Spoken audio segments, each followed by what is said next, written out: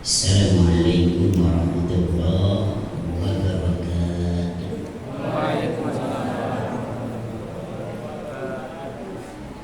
Bismillahirrahmanirrahim. Wassalatu wassalamu ala Rasulillah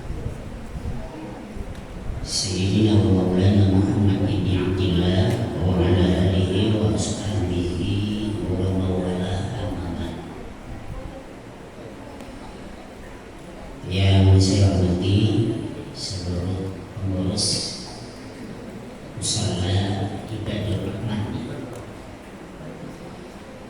para tokoh masyarakat, para alim ulama, adik-adik, para remaja, anak-anak sekalian, wabil khusus kepada sahabat saya ini, alhamdulillah Pak Ustaz kandidat doktor Ustaz Muslim. Saya baru bertemu beliau di kampus Universitas Riau dan berlanjut ta'arufnya melalui dia, dan sampai malam hari ini saya bertemu beliau di musola ini yang saya tidak pernah menduga bahwa beliau ada di sana. Dan alhamdulillah beliau ini cukup luar biasa semangatnya untuk terus bekerja. Buktinya adalah sampai hari ini beliau mengambil program studi S3 Dr. Timbin Sustabil. Saya sendiri juga ikut bersama dengan beliau. Bapak Ibu yang saya hormati, pertama mari kita bersyukur kepada Allah dengan mengucapkan alhamdulillah meskipun dalam suasana hujan. Semangat kita untuk tetap meramaikan musola itu tidak pernah berhenti. Karena biasanya malam Ramadan itu kalau hujan, kalau tetap meramaikan masjid atau musola itu pahalanya lebih besar dibandingkan dengan tidak hujan. Karena perjuangannya berat, makanya memerlukan jihad, kesungguh-sungguhan kita untuk melaksanakan ibadah pada malam Ramadan. Salawat dan salam kita persembahkan pada Rasulullah Sallallahu Alaihi Wasallam. Allahumma sholli ala Muhammad. Bapak Ibu, adik-adik yang mencatat, malam hari ini judulnya adalah Pemimpin yang Adil. Ini judul dari ini, Pemimpin yang Adil. Bapak Ibu yang saya muliakan, dalam sebuah hadis yang bersumber dari Abu Hurairah radhiyallahu anhu, an Abi Hurairah radhiyallahu anhu, an Nabi sallallahu alaihi wasallam, yuzilluhum sab'atun yuzilluhum Allahu fi zillihi la zilla illa zilluh. Ada 7 golongan, 7 kelompok yang akan mendapatkan naungan pada hari kiamat, mendapatkan pertolongan, perlindungan pada hari kiamat, di mana tidak ada perlindungan, pertolongan kecuali hanya mengharapkan pertolongan dari Allah.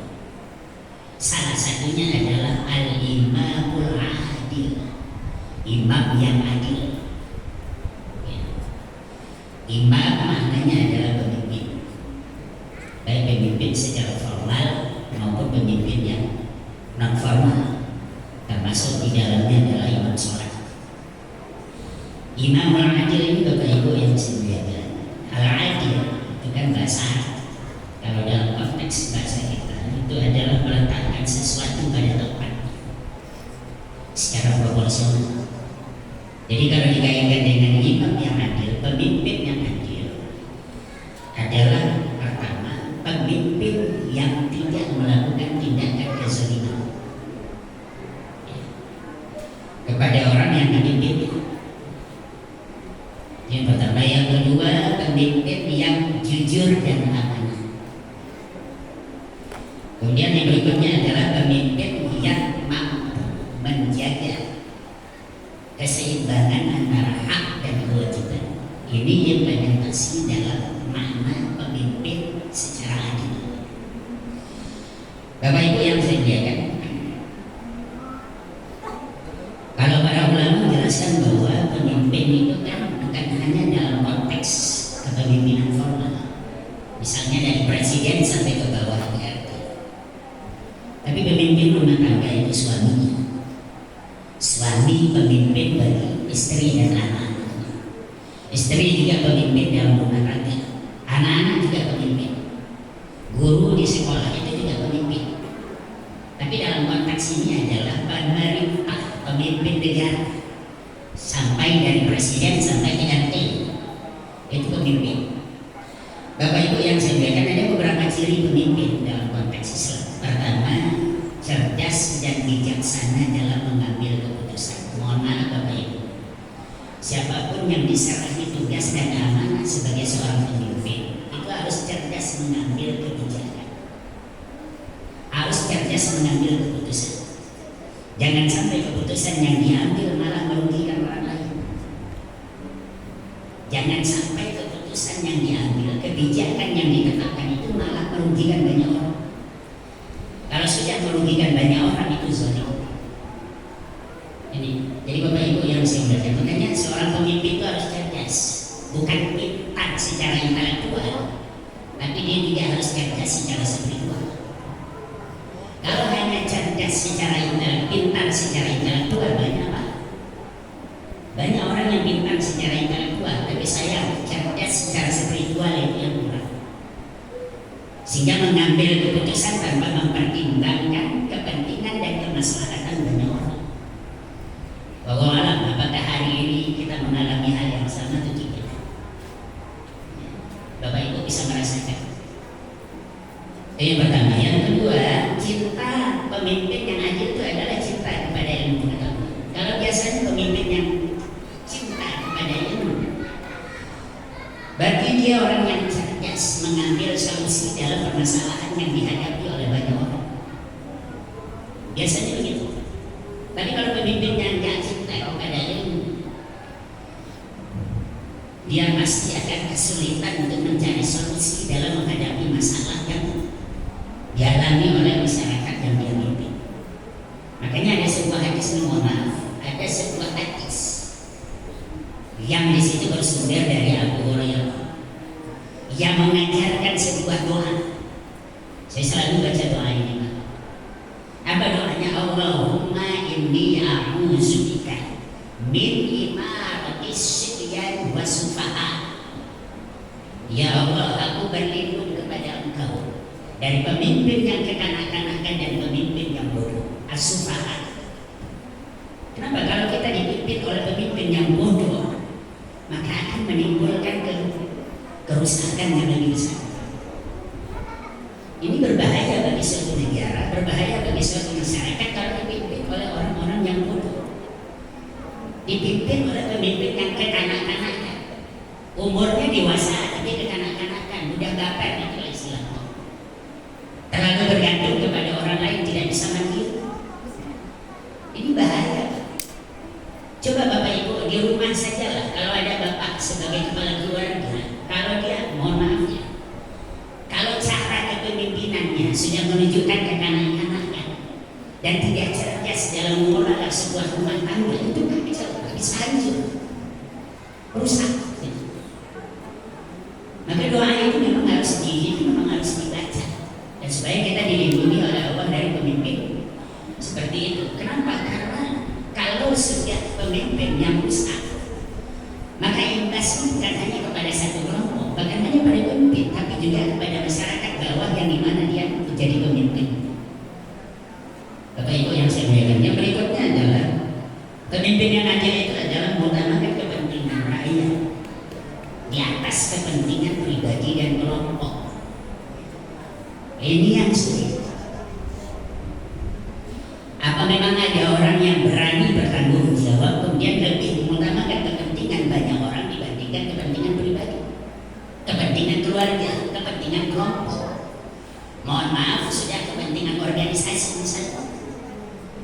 Padahal dia ditunjuk sebagai pemimpin itu adalah untuk pemimpin banyak orang, bukan pemimpin satu kelompok. Jadi kalau masih bawa kelompok, masih bawa atas nama pribadi, tapi kemudian mengabaikan banyak orang, untuk apa kita memilih pemimpin seperti itu kalau tidak punya tanggung jawab kepada masyarakat yang dia pimpin? Makanya Abdul Rahman bin Auf, bahkan Abdul Rahman bin Samurah itu kan pernah minta jabatan dari Nabi. Padahal beliau adalah seorang sahabat yang paling taat dan dekat dengan Nabi. Tapi Nabi tidak pernah mau memberikan jabatan kepadanya. Kenapa? Kalau aku berikan jabatan kepada engkau, sementara engkau tidak mampu menjalankannya jabatan itu, maka Allah tidak akan pernah menolong engkau. Wahai Abu Abdul Rahman. Tapi kalau jabatan itu bukan karena engkau minta, lalu engkau menjalankan dan mengalami kesulitan dalam menjalankan masa kepemimpinan, maka Allah akan memberikan solusi jalan keluar. Inilah bedanya orang minta-minta jabatan, sementara dia sebetulnya tidak mampu untuk menjalankan jabatan itu. Bapak Ibu yang saya muliakan, yang berikutnya adalah pemimpin adil itu tidak otoriter. Ya. Kalau ada pengurus masjid yang otoriter, Bapak Ibu pasti tidak mau datang ke musola. Kita pasti tidak suka. Dia di rumah saja lah. Kalau bapaknya otoriter gimana? Anak akan melakukan tindakan perlawanan, istri juga akan melawan, bahkan menggugat malah. Kenapa otoriter? Bapak Ibu yang saya muliakan, pemimpin yang adil itu adalah pemimpin yang bijaksana dan jujur. Pemimpin yang adil itu adalah pemimpin yang berani menegakkan keadilan, berani menegakkan keadilan, berani menegakkan hukum tanpa pandang bulu. Oh ya Allah, Indonesia ini coba dapat apa? Sudah banyak tindakan apa yang kita rasakan hari ini, koruptif, pagar laut dan segala macam. Masya Allah. Sampai hari ini yang paling besar belum tersentuh. Wallahualam, mudah-mudahan saja sampai ke sana. Dan kita masih tetap optimis bahwa hukum di Indonesia tetap berjalan. Karena memang tugas dan tanggung jawab pemimpin. Sebab ada hadis Nabi, kalau hukum sudah diberi, siap-siaplah hancur. Bapak Ibu, pemimpin yang berikutnya adalah mengutamakan musyawarah dalam mengambil keputusan. Jadi sama dengan pengurus musola, kalau mau bikin kegiatan dia tentu harus ada musyawarahnya dulu. RT kalau bikin kegiatan tentu ada musyawarahnya dulu. RW kalau bikin kegiatan tidak ada musyawarah. Bapak Ibu yang saya muliakan, yang berikutnya adalah pemimpin yang ada itu tidak anti kritik. Jadi kalau ada orang yang anti kritik berarti nggak layak menjadi pemimpin. Nabi saja pernah dikritik. Umar bin Khattab yang begitu kuat itu juga pernah dikritik, bahkan didemo oleh kaum perempuan. Umar bin Khattab juga pernah dikritik oleh seorang anak yang mengangkat pedang. Beliau tidak pernah marah. Abu Bakar juga pernah dikritik oleh seorang pemuda. Beliau tidak marah. Umar bin Abdul Aziz pernah juga dikritik. Beliau tidak marah. Kenapa sampai hari ini ada pemimpin yang anti kritik? Padahal kritik itu adalah solusi untuk menyelesaikan atau mencari solusi terbaik dalam persoalan kemasyarakatan. Coba kalau mau contoh, Nabi sendiri orang yang dikritik, Pak, siapa yang mengkritik beliau? Sampai kemudian beliau memang yang membela kata itu sahabat, tapi Rasulullah kan tidak sampai semarah itu ketika ada orang yang mengkritik beliau, lalu kemudian beliau memang memperbaiki. Tapi statusnya beliau sebagai seorang nabi itu memang sudah dalam bimbingan wahyu dari Allah. Bapak Ibu yang saya muliakan, tidak mempersulit rakyat itu pemimpin yang adil. Tidak mudah marah. Kalau ada pemimpin yang mudah marah itu hati-hati. Kalau ada emosi nanti kemudian masuk rumah sakit. Belum lagi masalah-masalah lain yang banyak dihadapi oleh pemimpin terakhir, Bapak Ibu. Saya tadi ingat ucapan Imam Al-Ghazali. Saya baca dalam sebuah kitab Ihya Ulumuddin. Apa beliau bilang? Ma fasadatir ra'iyah bi fasadil muluk. Wa ma fasadatil muluk illa bi fasadil ulama. Rakyat ini rusak karena rusak pemimpin. Pemimpin ini rusak karena rusaknya ulama. Ini Imam Al-Ghazali dalam kitab At-Tibrul Quran. sangat khawatir dengan kondisi di mana pemimpin rusak karena rusak rakyat, dan rakyat yang rusak karena rusak pemimpin. Pemimpin rusak karena rusak ulama. Kenapa ulama rusak? Mohon maaf, karena ulama berjilat. Seharusnya ulama itu adalah menegur dan menasihati pemimpin kalau mereka salah jalan, bukan malah membenarkan. Inilah rusaknya pemimpin. Rakyat rusak karena rusak pemimpin. Kenapa rusaknya rakyat karena rusak pemimpin? Karena pemimpin tidak memberikan contoh teladan yang baik yang harus diikuti oleh rakyat, sehingga kemudian rakyat menjadi rusak. Makanya jangan kaget kalau kemudian banyak masalah sosial yang muncul di kita ini. Itu berawal dari pemimpin yang memang tidak. Ini mohon maaf. Ini memang kita harus tegas dan jujur saja mengatakan bahwa memang ini menjadi tanggung jawab berat bagi kita, terutama di kalangan generasi muda, anak-anak kita. Ayo berilah mereka contoh-contoh yang baik. Jangan sampai kemudian mempertontonkan hal yang tidak baik yang kemudian merusak generasi mereka untuk ke depan. Bapak Ibu yang saya muliakan, terakhir yang perlu saya sampaikan, lawan dari pemimpin yang adil itu adalah pemimpin zalim.